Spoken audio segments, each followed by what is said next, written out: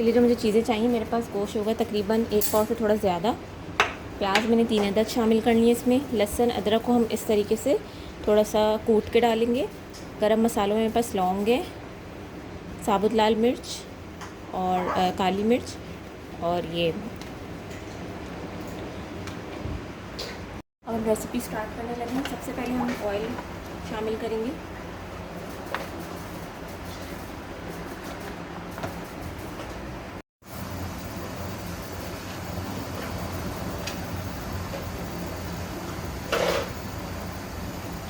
उसके बाद हम इसी तेल में गोश्त शामिल कर लेंगे। मेरे पास थोड़ा हड्डी वाला गोश्त भी है, लेकिन अच्छा बनकर तैयार होगा, ज़रूर इसको बना के ट्राई करिएगा।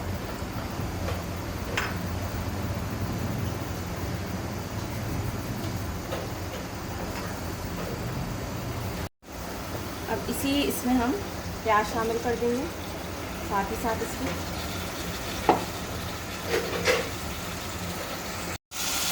क्योंकि ये खड़े मसाले का गोश्त है तो इसलिए इसमें मैंने ज़्यादा प्याज को फ्राई नहीं करा। ये इसी में एंड तक मुँह में आनी चाहिए तो बहुत अच्छा टेस्ट आता है। इस रेसिपी को जिस तरह मैं बनाना सिखा रही हूँ तो फिर ट्राई ज़रूर कीजिएगा।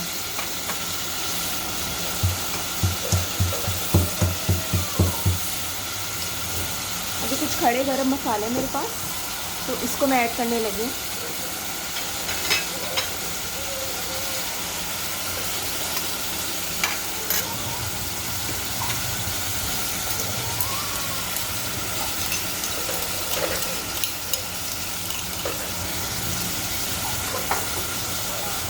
ऐड करने के बाद हल्का सा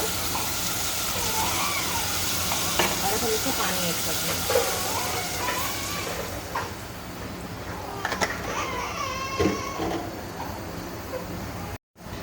इस पॉइंट पे मैं इसमें नमक भी शामिल कर दूँगी, अपने टेस्ट के हिसाब से शामिल कीजिएगा। और अब हम इसको हल्की आंच पे चढ़ा देंगे। इस पॉइंट पर हम इसके अंदर टमाटर शामिल करके, एक हरी मिर्च,